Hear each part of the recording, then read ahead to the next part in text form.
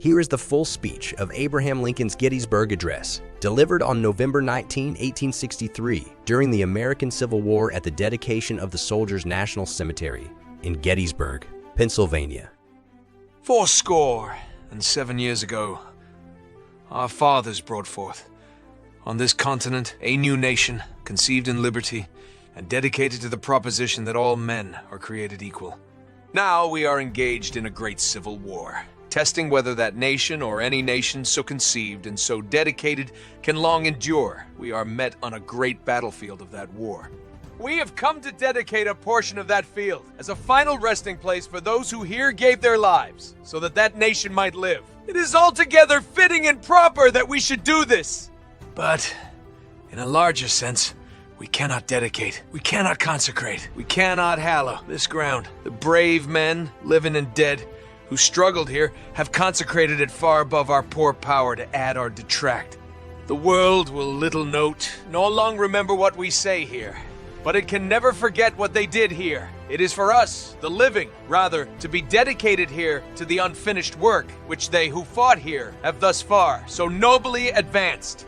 It is rather for us to be here dedicated to the great task remaining before us, that from these honored dead we take increased devotion to that cause for which they here gave the last full measure of devotion, that we here highly resolve that these dead shall not have died in vain, that this nation, God, shall have a new birth of freedom, and that government of the people, by the people, for the people, shall not perish from the earth. In conclusion, Abraham Lincoln's The Gettysburg Address stands as a poignant tribute to the soldiers who fought and died in the American Civil War. With brevity and eloquence, Lincoln emphasizes the significance of the battle and the nation's ongoing struggle for unity and equality. He acknowledges the solemnity of the occasion and the impossibility of fully honoring the sacrifice made by those who fought at Gettysburg. Lincoln asserts that the duty falls upon the living to continue the unfinished work of the fallen soldiers and ensure their sacrifice was not in vain. The speech's final paragraph holds a vision of a revitalized nation, one that experiences a new birth of freedom.